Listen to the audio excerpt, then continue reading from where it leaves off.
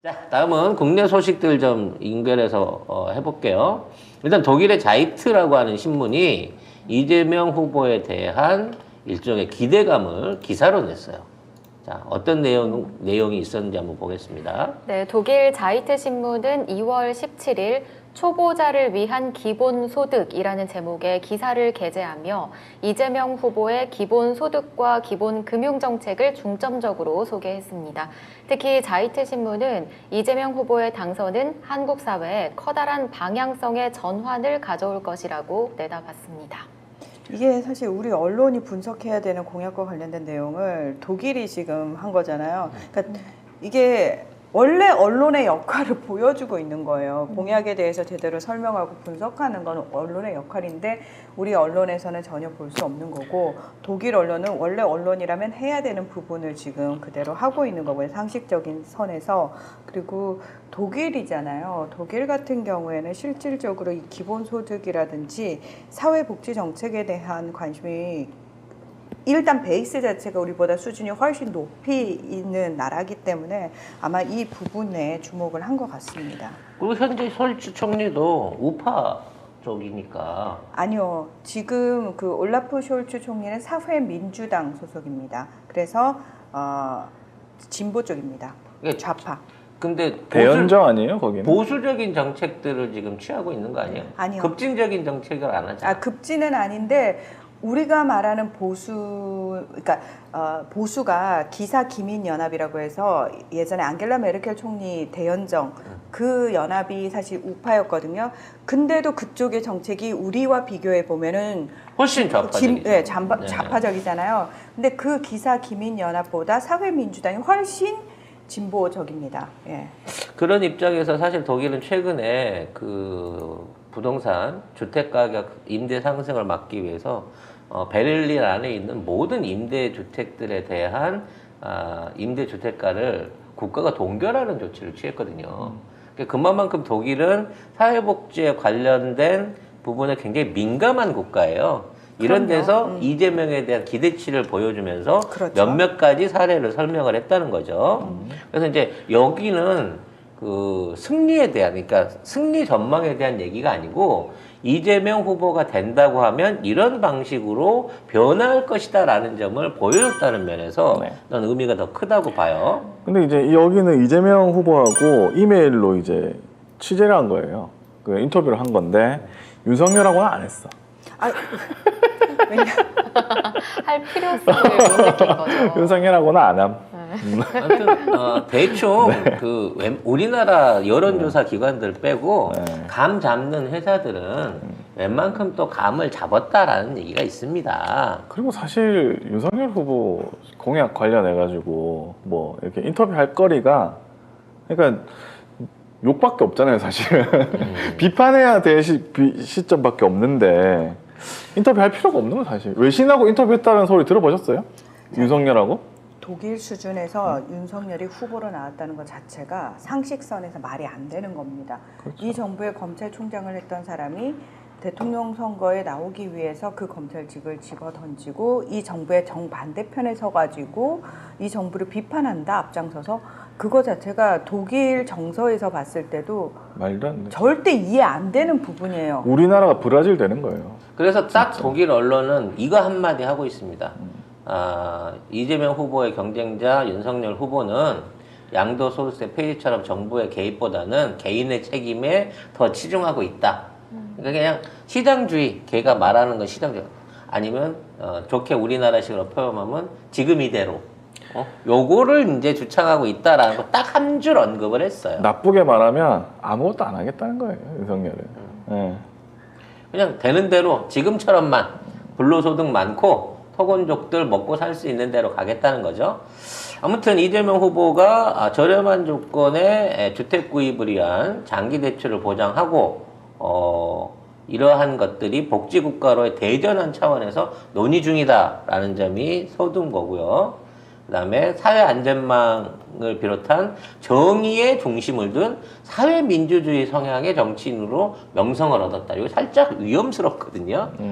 우리 그 언론이 이걸 잘못 해석을 하면 이걸 이제 뭐 종북이라든지 사회주의자 이 고다리를 씌울 수 있는 부분이 있는데 경기도지사 시절 이러한 정치를 했다라고 인정을 하고 있는 겁니다. 그러니까 그 경기도지사 시절의 업적이 사회민주주의 성향이라고 봐도 될 만큼 시민복지를 위해서 여러 가지 많은 업적을 인정을 했다라는 부분에 대한 얘기인 거고요. 소년공 출신으로서 이러한 그 성장 배경이 그 개인사가 네. 이와 같은 아이디어에 설득력을 주고 있다라고 얘기를 그러면서 뭐 실었습니다. 소년공, 검정고시, 인권변호사, 성남시장, 경기도지사 이런 신뢰를 줄 수 있는 개인사가 이런 공약에 대한 설득력을 더 실어주고 있다 이렇게 얘기를 하면서 거의 제가 볼 때 이 정도면은 지지 선언이에요. 아니, 작정한 거지. 이 사람 된다. 한국이 이렇게 변화한다. 이 사람 되면 좋다 이렇게 얘기하는 복지국가로 거예요. 대전환을 앞두고 있다라고 기사를 쓴 겁니다. 어. 네. 그럼 지금까지 우리가 복지국가가 아니었다는 얘기잖아. 독일이 그렇죠. 보면. 네. 사실 이제 요거는 모처에서 나온 외계인 관련된 첩보입니다만, 첩보 또 네. 지난 주말에 국내 유력한 모 대기업이 이 현재의 그 선거 판도에 대한 분석 보고서를 여야 양당에 모두 제공했다고 합니다. 유력한 기업 대기업이면 하나밖에 없는 것 같은데. 여러분이 생각하는 그 기업이죠. 네. 우로빠 있는데 우로빠. 여러분이 알고 계시는 앞뒤가 똑같은 그 기업이죠. 네. S가 두 개인? 제가 쌍용인가요? 쌍용은 아니고. 그 네. 우로빠 계신 곳 그곳입니다. 근데 이제 우리나라에서 이러한 그 여론조사를 가장 믿을만하게 잘 뽑아낸다는 데가 미 대사관하고요. 삼성, 아니. KDI 연구원하고 이 세 군데거든요. 정통적으로 이쪽 조사가 편향되지 않고 제대로 된 그 수치를 뽑아낸다고 하는데 거기에 대한 현재까지의 상황을 전달을 했다고. 요건 팩트입니다. 아 그래요? 예. 근데 그 안에 이제 내용이 어떤 내용일지는 거기까지는 정확하게 공개가 되진 않았어. 삼성이 조사한 이건 여론조사가 아니죠. 그 계속 삼성이라고 하시지 마시고. 예, 그 기업이 국내 모 기업이 제공한 네. 데이터를 보고 주말에 많은 변화가 생겼다는 거죠. 일단 뭐 이재명 후보는 이제 기록적인 인파들을 동원하면서 유세를 계속 확장해 나갔고요. 윤석열은 욕쟁이가 돼가지고 좀 심하더라 진짜. 극렬한 발언들을 쏟아냈고 안철수는 이제 완주 선언, 혼자 하겠다고. 가겠다라고 하는 완주 선언을 꺼내놨는데 이게 전부 다 보고서를 봤기 때문이 아니냐라고 하는 일설이 있기는 있습니다. 그럼 보고서를 봤는데 안철수 후보가 완주하겠다고 하는 거는 의외로 자기가 완주했을 때 지지율이 잘 나온다? 잘 나온다는 수준이고. 그럼 돈을 회수할 만큼 나온다는 소리잖아요. 이게 내가 보기에 회수는 못해도 반딱 이상은 할 수 있다라는 이제 조건인 것 같고. 그래서 나중에 얘기를 하겠지만 뭐 말은 윤석열 후보가 성의를 안 보였다 그러는데 결국 돈 문제일 거예요. 네. 안철수가 지금 치러야 되는 선거 비용에 대한 보전 문제가 결과적으로 나는 단일화의 발목을 잡았을 거라고 시종일관 돈 문제로 생각을 합니다만 어찌 됐거나 이 결렬이 되면서 여론 판도가 요동을 치고 있다는 거죠. 그리고 이 단일화에 대한 영향력이 가미되지 않은 상태의 여론조사에서도 이미 골든크로스가 일어나기 시작하는 모양이 보였다는 거죠. 오늘 한국사회여론연구소 그 조사 보면은 뭐죠? 역전이 됐어요. 네, 거의 그 0.한 4, 5% 정도이긴 하지만 오차범위 내지만 역전이 된 게 처음 나왔더라고요. 그러니까 9% 보니까. 나던 게 일주일 만에 역전이 돼요. 이게 뭔 여론조사야, 말도 안 돼. 여론 조작이지. 어느 한쪽은 거짓말을 하고 있거나 둘 다 거짓말을 세게 하거나 적게 하거나의 차이일 뿐이지 뭐 이런 부분인 것 같습니다. 그래서 이게 독일 그 신문이라든지 외국 언론에 대한 반응도 그렇고요. 국내 안에서의 어떤 그 지금 선거전에서 보여주고 있는 인력 동원이라든지 가장 두드러진 게 지지단체들 있잖아요. 네. 이재명 후보 지지단체들은 점점 더 늘어나고 있고 계속 많아지고 그 있죠. 숫자가 이제 100만에 가까운 숫자에 육박하고 있는데 지금 윤석열은 무속단체 일부를 제외하고는 지지 선언을 하는 단체가 성명을 내고 있는 숫자가 뭐 만 단위 조금 넘을 정도의 아직 10만 단위에도 못 미칠 정도의 수준으로 가고 있다는 거죠. 이게 결국은 또 하나의 어떤 그 민심의 바로미터가 아닌가라는 생각을 해봅니다. 자, 그 다음은 이제 단신으로 요즘 이제 이은미 그 가수에 관한 기사들이 많이 나오고 있어요.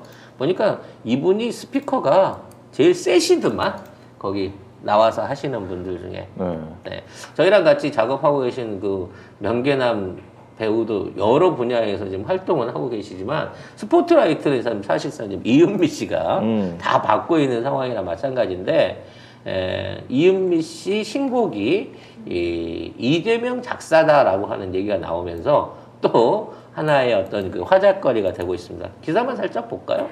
네, 지난주 금요일이었죠. 2월 18일에 발표된 가수 이은미 씨의 신곡 28의 작사가가 이재명 대선 후보인 것으로 드러났습니다.